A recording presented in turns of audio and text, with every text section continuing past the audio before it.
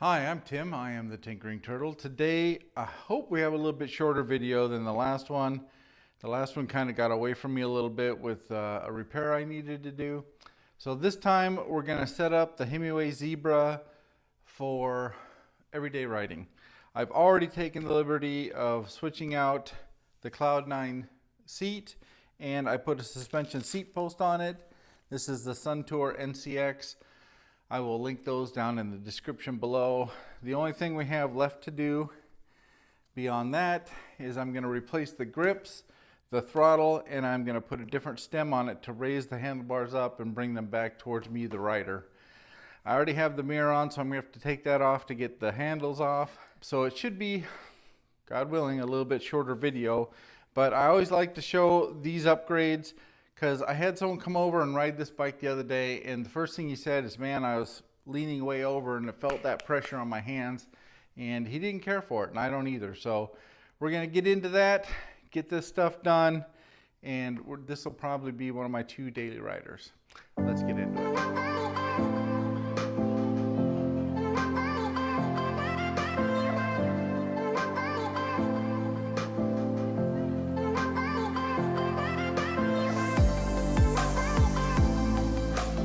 Okay, here are some of the parts that I'm going to be using. I've got the new adjustable stem riser. I got a pair of Rockbros grips that bolt on so they don't spin around the handlebar. I got a new thumb throttle, which is my preference. A lot of people ask me, why do you switch to a thumb throttle? I just prefer them. I rode a 3-wheeler as I was a kid and not a motorcycle, so it just is a natural thing for me. I've got a new bike lock from the HimiZone on Amazon. I will link to that. And I've got the bag that I talked about previously that I'll be putting on the handlebars as well. I always start with a smattering of tools. The biggest one for this job is going to be the Allen wrenches and the Phillips. I don't know that I'm going to need these two, but that's what I always start out with. The first thing we're going to do is take out the mirror that I put in, which is something I do on all my bikes. It's a good safety precaution to have a mirror on your bike so you can see what's behind you. That way the mirror's out. Now that I get the mirrors out, I'm going to take these original grips off. I'm not a big fan of these, and it's simply because they're not locked onto the handlebar. So as you ride, the ergonomic portion tends to spin around the handlebar, and I don't care for that with a grip. So to get these off, it's not super simple. You have to hold on to one side of the grip and you have to twist back and forth and slowly pull with an outward force to get these off, and it's not simple at all. So I think instead of doing that, I'm not going to reuse these. I'm just going to cut them and peel them off the handlebar. It's a lot easier. If you do this, use a utility knife. Be careful not to cut yourself. I don't want anybody getting hurt. And that's off, and I'll take the other one over from over here. This one's going to be the half grip. Careful not to mar up your twist throttle. I always keep these twist throttles in the box for the bike in case the other one fails and I need to put something back on. I always have that. On this one, I forgot to take the end plug out of the grip. That allows me to get in here. Now, the next thing you'll do, you'll see on the throttle, it's got a little wire coming out of it. You trace that wire back. And I'm going to go ahead and unwrap these wires here and set this aside for later. But you'll trace the wire back to the connector, which is this here. And if you don't know about these waterproof connectors, they come straight apart or straight together. You do not twist them. Do not twist them. Just grab both sides. They're going to be a little tough, and pull it apart. It'll snap right off.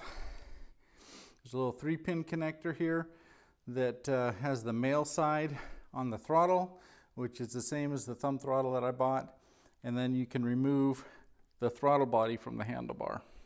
Now, to remove the throttle body underneath, there's going to be a little Allen set screw. Get a 3mm Allen wrench and loosen that up. It doesn't have to be loosened all the way up. And then the throttle slides, or should slide right off. Now keep in mind that on the throttle you've got this little plastic spacer. Don't lose that, because if you ever want to put this back on and use the throttle, you're going to need that. Okay, and again, this is the new thumb throttle. It's got the male end of the connector here. You just simply slide that on. You just slide that on. Now some of these can be tough, some of them are easier. This one's a tough one. You slide it right on like that. Now before I do anything else, I want to loose fit the Rockbros grip, bolt-on grip, onto the handlebar. And what you're looking for here is you want the grip to come out to the end of the handlebar. And once you get this pushed all the way on, what you're going to want to see is that the end of the handlebar is even with the end of the bolt-on grip. And what I do in this situation is I just snug them down a little bit to keep them in place, but I'm not going to get too worried about the orientation of them yet, because I need to raise up the handlebars and get the handlebars in a different position. Once I do that, I will go back and adjust the grips and all the components on the handlebars to match the new situation it's in. Now for the thumb throttle, I like the thumb throttle to be down from horizontal about 45 degrees. That way when you push it down, it goes straight down to the bottom. So I want to go, this is about 30, 35. That should be a good position. And I'll tighten up that set screw. I'm not going to over tighten it just yet. I just want to snug it up because, again, when the handlebar moves, I'm going to adjust all the components on the handlebar. Okay, now that I've got those two things on, I'm going to want to reconnect the connector. And if you look here, there's a little key here that goes into a slot on this one, and there's 3 pins. Also, if you look at the housing, you'll see arrows on both sides. You'll just line those arrows up. So what I do is take the slot and the key, line those up, and then push it straight together. And then it's all good to go. Now to double check it, I'll turn on the bike. I'll lean the back on the kickstand, I'll lean the bike up and I'll hit the throttle. So that tells me that the throttle is now connected, and I'll turn the bike back off. These Rockbros grips are real nice. I get them off Amazon. Again, I'll put a link in the description. They've got a nice padded area for your palm to sit. They bolt onto the handlebar so they won't spin around as you ride. I really like these. I'm a big fan of them. So I'll slide the other one on, make sure that's seated, and I'll make sure that that's up to the end of the handlebar, and I'll tighten it back down. So now I've put on the new grips and the thumb throttle. I'll wait to put the mirror back on until we get the handlebar in the right position. That way I can get it orientated properly. And I think now we're going to start working on the new stem. Okay, for the stem, you're going to want to pull this little rubber piece out of the top here. That gives you access to the bolt that goes into the star nut in the system. This bolt, I have to stress this on every video, do not over tighten this bolt. This bolt is not supposed to be tightened up so tight that it snugs everything down. That's what the side bolts are for. The top bolt is to set the compression between the fork coming up through the head tube. So you only tighten this enough where there's no slop in the fork going through the head tube, and then to lock it in place, you'll tighten down the top bolts. So I always just remove the top bolt first, and I do this so I can show you guys the situation inside. So what you're going to see inside is this silver piece here is the tube from the fork that comes up through the head tube, and you'll see that it is sub-flush of the top of the stem. It's down about 1/8 of an inch, and that's important. You want that sub-flush so when you put the bolt in and it pulls the fork up through the head tube, it never bottoms out, because you're going to need to set that compression with the top bolt. But in here you can see that nut in there is pressed in. So if you over tighten that top bolt, that star nut that's pressed in will actually come up and out and potentially damage the fork. So you got to be very careful. Now that the top bolt's out, that was a 5mm Allen. You're going to want to loosen the side bolts. And I just loosen this up a few turns just to do it. I'm going to leave the bottom one intact while we take the handlebar bracket off up here. So you can see on the handlebar bracket, when you got your bike, you put the handlebars on. You're going to take those 4 bolts back out because we're going to replace that part. This is typically an M4 Allen wrench. Now be careful taking the last one out, because the handlebar will be loose and you don't want your handlebar to fall down and potentially break one of the components on the handlebar. So you take the bracket off, the front bracket, and then the handlebar simply comes up and off, and you'll lay that down by the side of the bike carefully. Now I'm going to use an M5 Allen wrench to take out the bottom bolt that I didn't loosen. Just loosen that up a turn or two, and the stem slides right up and off. Now at this point, if I were to lift up the frame, the fork tube would actually just run right out and fall onto the ground. That's why I tend to do this on the ground versus up on a bike stand, because the thing that holds the fork up through the head tube is this piece. So that's why I do it down here. That's the threadless stem that I just took off. Now I've chosen to put a riser and an adjustable stem on that brings the handlebars way up, and because the tube is at an angle that angles back towards the rider, it actually brings the handlebars back up towards the rider as well, and then the adjustable stem will actually bring that back up more. So just like the stem above where you keep the top surface, this is the new stem bolt that comes with the riser. This surface has to be sub-flush of the new adjustable stem. You also need to make sure that this surface doesn't bottom out in here. So what I do for that is I put the Allen wrench there like this, and I mark it with my fingers, and then I put it up in there and make sure that it doesn't bottom out on the lip that's inside the riser, which this doesn't. But I still have almost full clamping pressure there. So I'm going to take the adjustable stem, I'm going to loosen it, and I can change the angle. Once I get it all the way up, which is what I hope to use it at, then I'll tighten this side bolt back down, and I'll tighten that more later, but I just wanted to get it so it's snugged in place. I'll put the adjustable stem on that surface, and the first thing I realize, I'm not getting down very far, so I'm going to take one of these spacers off, and I test it to make sure that it doesn't bottom out. If it bottoms out, there'll be a gap there.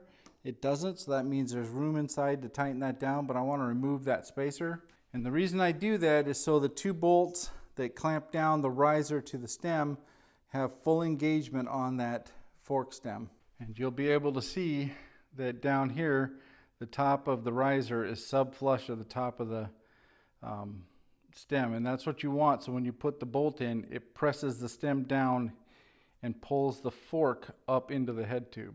Now that I've got both of these on, I'm going to put the top bolt in and start it into the star nut. I have a tendency to always start bolts with my fingers so I don't cross thread. It makes it a little tougher. And at this point, all I'm doing is just snugging this down just a touch. I'm not going to get crazy about tightening it too hard. So now that I have the system to that level, I want to straighten the wheel out so that it's lined up. I got the logo on the riser lined up with the wheel. I also have the adjustable stem lined up with the wheel, and you may need to loosen the top bolt just a touch to kind of get that oriented. And once you get it oriented, just snug that back down just a touch. Again, we're not trying to over tighten it. Okay, once you get it lined up perfectly, then give this about a half a turn on the top bolt, and then tighten down the side bolts. The side bolts are a M4. The side bolts on the stem are an M5, and on the riser an M4. And again, we're not tightening these all the way down. What we're doing is just snugging them up so they don't move, and it locks the system together. Okay, and here's why we do that.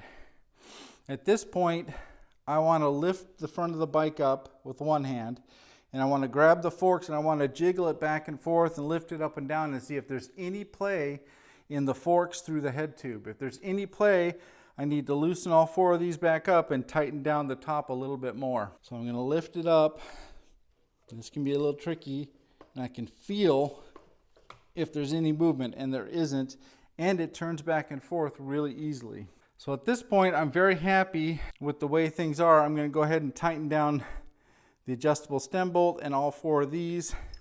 You can use a torque wrench for this, and I'm sure there are torque settings. I've done this enough now where I can do it by hand. Keep in mind you're tightening a steel bolt into an aluminum part, so you definitely don't want to over tighten it to the point that you strip it out. Okay, that whole system is now tightened up.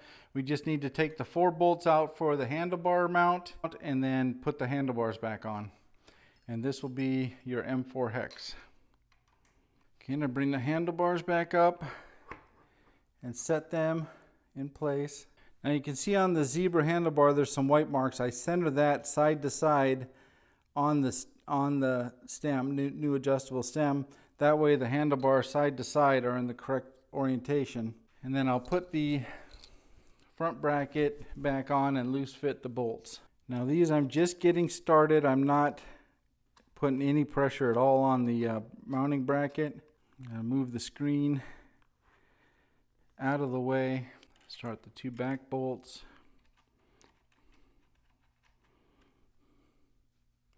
One thing you'll find, I never tighten my screens down tight enough where I can't move them. I just make them snug so they just slide around the handlebars with a little resistance. Okay, now that I've got all 4 bolts in there, and this is hard to show on camera, but what you're going to see is there's a gap right here between the bracket and the stem. And on the back side, there's a corresponding gap on the other side. As you tighten this down, you want both those gaps to be similar. You don't want to press this one all the way down and then have a bigger gap on this side. You want to try to keep those gaps as consistent as possible when you put this on. And the reason being is you get a lot better clamping pressure on this part, and that's important. So what I do at this point is I will snug down 2 of the bolts, usually diagonally, so to set that gap on both sides, and then I'll bring the other 2 to snug. Now when I tighten these down to keep an even clamping pressure on the handlebars, first thing you want to do is kind of get your handlebars the way you want them. That means rotate the handlebars, and you're not worried about the components on the handlebars at this point. You just want to get the handlebars themselves rotated to where you want them for riding, and then you'll adjust all the components later. So I kind of get that where I want it. I'm looking down in this hole and I can see the printed hash marks on the adjustable stem that I got from HimiZone. If you haven't checked out HimiZone yet, you should definitely do that. It's a direct outlet for Himiway accessories. Now typically the adjustable stem has a 1 1/8 inch that goes over the fork stem, and then a 1 1/4 that fits the handlebars. That's really standard for most all the bikes I've gotten so far. So once you get the handlebar in the right place, snug down your bolts, make sure your gaps are the same, and I do this by feel. And then when you tighten these down, you just give it a 1/4 to a 1/2 turn on this bolt, then go diagonally on that bolt, then this bolt, then diagonally on that bolt. And that keeps the clamping pressure even as you go and get it tightened up. You can go a 1/4 turn, 1/2 turn. So that is definitely exactly where I want it. It's fully adjusted up. I can now bring my screen back up and get it situated. Now I've tightened up the bolts here. The top bolt compression is set for the fork stem coming up through the head tube.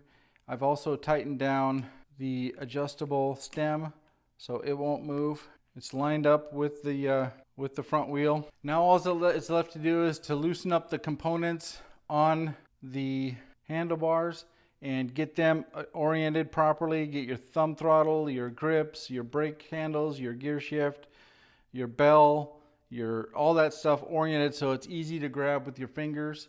That's all I'm going to do now, so I'm just going to kind of fast forward through this and you can watch me do that, but it's just a bunch of fiddling and getting them the way you want it.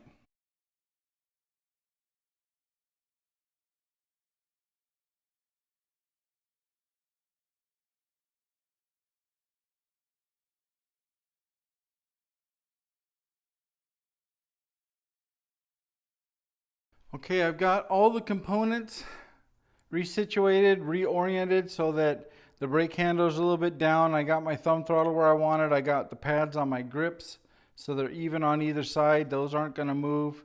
I've got everything where I want them. A couple finishing touches. I put the little rubber button right back on top of that to give it a little cleaner look. I've got an end cap for this side of the bike from Rockbros. I just tap that in. For this side, instead of the cap, we're going to put in the mirror.